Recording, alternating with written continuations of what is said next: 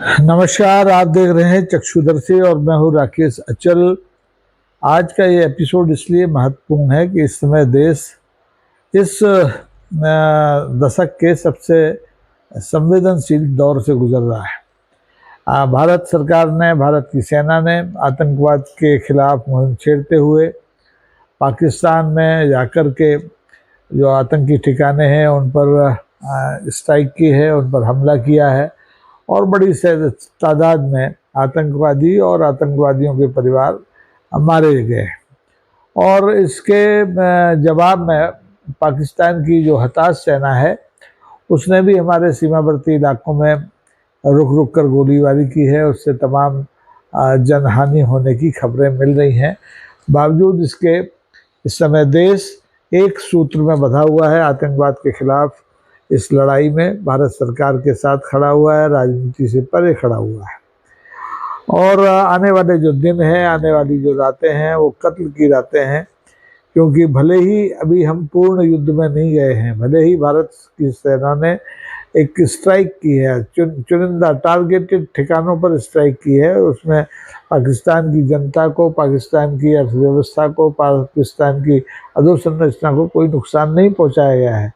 लेकिन आशंका इस बात की है कि हताश पाकिस्तान इस कार्रवाई के बाद चुप बैठने वाला नहीं है।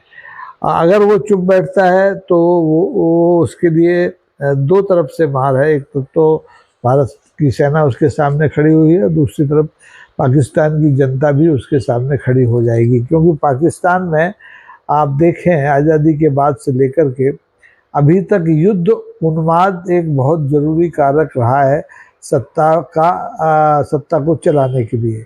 सत्ता चाहे फौज के पास रही हो, सत्ता चाहे चुनी हुई सरकार के पास रही हो, सबकी कोशिश ये रही है कि जनता युद्ध के नशे में रहे और उसके सामने हमेशा एक टारगेट रहे, वो है भारत। जम्मू कश्मीर के मुद्दे को लेकर के पाकिस्तान से हमारे रिश्ते लगातार बनते बिगड़ते रहे हैं। बीच बीच में तमाम समझौते हुए, शिमला समझौता हुआ, कारोबार कभी बंद हुआ, कभी चालू हुआ, लेकिन आतंकवाद की घटनाएं एकदम से रुकी नहीं। कभी उरी हो गया, तो कभी पुलवामा हो गया, और अभी हाल में 22 अप्रैल को पहलगाम हो गया। और पहलगाम की इस घटना ने भारत की सरकार पर इतना दबाव बनाया कि उसे स्ट्राइक करना ही पड़ी। अब मज़े की बात यह है कि जैसे पुलवामा के बाद भारत सरकार ने, सेना ने स्ट्राइक की थी, उसको लेकर के तमाम तरह के सवाल, तमाम तरह की शंकाएं कुशंकाएं उत्पन्न हुई थी, वैसी इस बार नहीं है। इस बार विपक्ष ने भी कोई सबूत नहीं मांगा कि आपने स्ट्राइक किया कि नहीं किया। जनता ने भी नहीं मांगा। संसद तो मांगती नहीं, संसद तो हमारी मौन संसद है, बेजा थपथपाने वाली संसद है। और इस संवेदनशील दौर में भी संसद का विशेष अधिवेशन नहीं हुआ, जबकि हमारे यहाँ नारी अभिनंदन कानून बनाने तक के लिए संसद के विशेष अधिवेशन हो जाते हैं। खैर, वो मुद्दा अलग है, राजनीति की बात नहीं है। अभी तो महत्वपूर्ण ये है कि क्या आने वाले दिन भारत और भारत की जनता के लिए, भारत की सेना के लिए चुनौतीपूर्ण रहने वाले हैं। क्या हमारा जो शत्रु देश है पाकिस्तान, वो इस सर्जिकल स्ट्राइक के बाद, जिसमें कि उसके आतंकवादियों के 9 ठिकाने नेस्त नाबूद किए गए हैं, हमारी नागरिक आबादी पर भी हमला कर सकता है? अब ये चूंकि एक काल्पनिक प्रश्न है, लेकिन आशंकाएं बरकरार हैं। पाकिस्तान की इस समय जो हालत है, अंदरूनी हालत है, उसे देखते हुए सरकार और पाकिस्तान की सेना के पास एक ही ढाल है, एक ही कवच है कि वो युद्ध में जाए।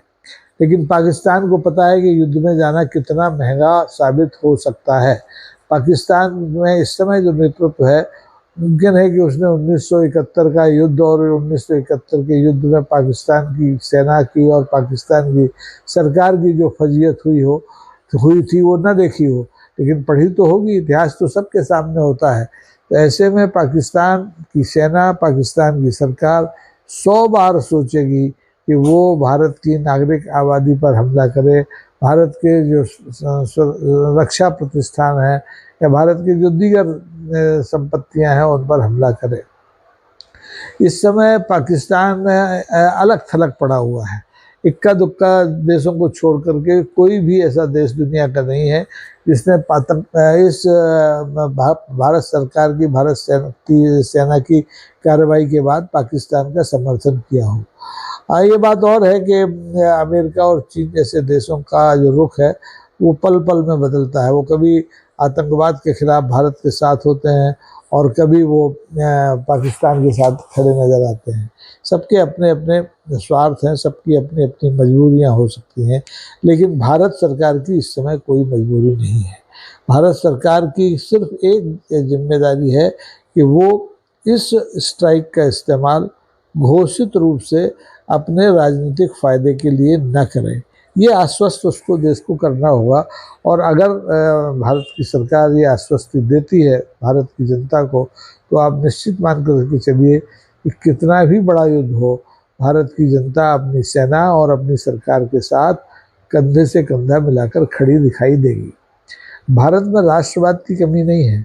भारत में धार्मिक उन्मादता पैदा करने की कोशिश की जाती है, काल्पनिक राष्ट्रवाद पैदा करने की कोशिश की जाती है, लेकिन इसकी ज़रूरत नहीं है। भारत में राष्ट्रवाद तो लोगों की रगों में है। आपने देखा कि जो पहलगांव में हत्याकांड हुआ, 26 निर्दोष लोग मारे गए, उसके बाद आतंकवादियों का मकसद तो शायद यही रहा होगा कि ये हिंदू मुसलमान यहाँ हो जाए, भारत में लोग आमने सामने हो जाए, गृह युद्ध की स्थिति बन जाए, लेकिन ऐसा नहीं हुआ।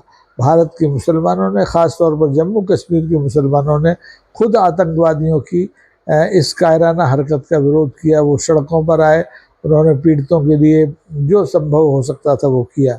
अब बावजूद इसके जब कुछ लोगों ने इस पहलगाम की घटना का राजनीतिक लाभ उठाने की कोशिश की, तो जो हमारे शहीद थे नरवाल साहब, उनकी पत्नी हिमांशी ने भी इन कोशिशों का विरोध किया, तो उनको ट्रोल किया गया।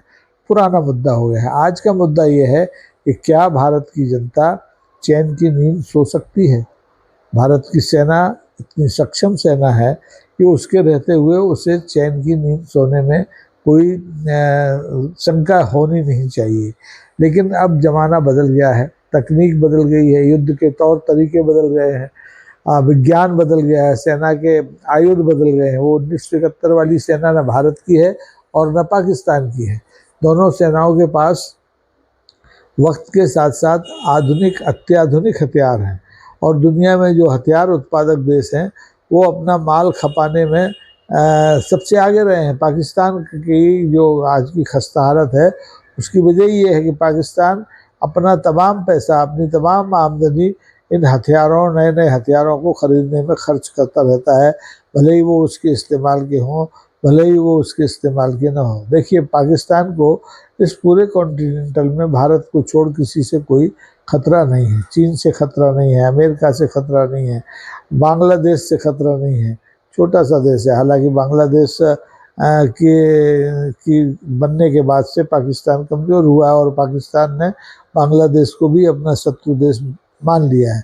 लेकिन ऐसी कोई बात नहीं है कि पाकिस्तान अपना जो आमदनी है वो जनता पर खर्च करने की जगह फ़ौज पर खर्च करे, लेकिन फ़ौज पर लगातार खर्च हो रहा है। तो अब पाकिस्तान बुरी तरह से फंस गया है। उसकी स्थिति सांप छछूंदर जैसी हो गई है। भयगत सांप छछूंदर के दी, ना उगल सकता है न निगल सकता है। वो न तो पीछे जाता है तो जनता मारती है, आगे आता है तो भारत की सेना मारती है। ऐसे में जाए तो जाए कहाँ? ये मौका है कि पाकिस्तान अपनी हठधर्मिता छोड़े, अपनी गलती माने, आतंकवाद के खिलाफ कटिबद्ध होकर के भारत के साथ अपने रिश्ते सुधारने के लिए संवाद के रास्ते पर आए और सीधे संवाद करें। इसमें हमें किसी बिचौलिए की ज़रूरत नहीं है। और मुझे लगता है कि भारत की सरकार के पुराने, चाहे वो आज के प्रधानमंत्री नरेंद्र मोदी हों या कल के प्रधानमंत्री हमारे डॉक्टर मनमोहन सिंह जो अब नहीं रहे वो हों, या उससे पहले अटल बिहारी वाजपेयी जी रहे हों, सब ने कोशिश की कि पाकिस्तान से रिश्ते सुधरें और तमाम पहल की कि कोई बस लेके गया, किसी ने रेल चलाई, किसी ने वीज़ा नियम शिथिल किए, लेकिन नतीजा ढाक के तीन पात रहा। पाकिस्तान ने अपना जो रंग है, अपना जो ढंग है वो नहीं बदला वो आतंकवादियों को लगातार संरक्षण देता रहा। और इसका नतीजा है, आपने देखा कि अभी कल से पहले अमेरिका ने वहाँ पर स्ट्राइक की और ओसामा बिन लादेन को मारा पेशावर के पास। और अब भारत की सेना ने स्ट्राइक की 9 ठिकानों पर और अजहर मसूद जैसे तमाम आतंकवादियों के चेलों चाटों को, उनके परिवार के लोगों को नेस्तनाबूद किया। और जो बचे हुए आतंकवादी हैं वो बहुत दिन खैर अपनी मना नहीं सकते, क्योंकि भारत की जो सेना है वो इतनी सक्षम सेना है कि वो लक्ष्य भेदी काम कर सकती है। वो अगर तय कर ले तो उसके पास इतनी सूचनाएं हैं, इतने संसाधन हैं कि वो आतंकवादियों को पाकिस्तान की वायु सीमा में घुसे बिना घर बैठे मार सकती है। पाकिस्तान इस हकीकत को समझे, लेकिन भारत की जनता को भी इस संक्रमण काल में सचेत रहने की ज़रूरत है। मॉक ड्रिल्स हुई हैं, मॉक ड्रिल्स का कोई बहुत ज़्यादा प्रभाव मुझे लगता है नहीं पड़ा है, क्योंकि मॉक ड्रिल अब एक आउटडेटेड फार्मूला हो गया है। 1971 के बाद हमने युद्ध की परिस्थितियाँ देखी ही नहीं, तो भारत की जनता तो ये जो मॉक ड्रिल है इसको भूल ही गई है। उसको नागरिक सुरक्षा के बारे में बुनियादी जानकारी भी नहीं है। आनंद फानंद में जो मॉक ड्रिल्स कराई गई हैं उसको भी दुर्भाग्य से पॉलिटिकल रंग दे दिया गया है। भारतीय जनता पार्टी की सरकार ने, संसदीय दल ने अपने सांसदों को, अपने विधायकों को, अपने कार्यकर्ताओं नेताओं को झोंक दिया इस मॉक ड्रिल में। तो ये भी एक तरह का क्या कहना चाहिए, प्रहसन बन के रह गया, जबकि मॉक ड्रिल आज की सख्त ज़रूरत है। भारत के नागरिकों को अपनी सुरक्षा के प्रति जागरूक रहना चाहिए, क्योंकि भारतीय सेना अपने स्तर पर अब नागरिकों की सुरक्षा करती है, लेकिन अगर जनता भी जागरूक रहती है, सेना और प्रशासन का सहयोग करती है, तो इस सुरक्षा को और मजबूत बनाया जा सकता है। मैं लोगों से, अपने दर्शकों से, चक्षुदर्शी के दर्शकों से अपील करना चाहूँगा कि वो इस संक्रमण काल में जागते रहो की स्थिति में रहें, सोते हुए भी जागें। कभी कोई शायरन सुनाई दे, कभी कोई ब्लैकआउट हो तो तत्काल सतर्क हों और सुरक्षित ठिकानों पर पहुँचें। भगवान न करे कि ऐसी नौबत आए कि हमारे देश के नागरिक ठिकानों पर हमारा शत्रु देश आक्रमण करे। कर भी नहीं पाएगा, उसकी हैसियत भी नहीं है, लेकिन पागलपन में कौन कब क्या कर बैठे कहा नहीं जा सकता। हमारे यहाँ तो कहावत ही है कि युद्ध में और प्रेम में सब जायज़ होता है। हालांकि हमारे भारत की सेना ने अभी तक कोई नाजायज़ कदम नहीं उठाया है। उसने जो सुरक्षा का अधिकार है उसके पास, उसका इस्तेमाल किया है, लेकिन पाकिस्तान से हम ऐसी उम्मीद नहीं करते, क्योंकि पाकिस्तान का नेतृत्व और पाकिस्तान की सेना शुरू से अविश्वसनीय रही है अपनी जनता के बीच में, अपने पड़ोसी देशों के बीच में, इसलिए उस पर भरोसा नहीं किया जा सकता। जागते रहना बहुत ज़रूरी है और हमें जागना होगा, तब तक जागना होगा जब तक कि हालात मामूल पर नहीं आ जाते। आज के लिए बस इतना ही। अगर आपको चक्षुदर्शी का ये अंक पसंद आया हो तो इसे लाइक कीजिए, इसे शेयर कीजिए और सब्सक्राइब कीजिए। आज के लिए बस इतना ही। जागते रहें, जागते रहें। नमस्कार।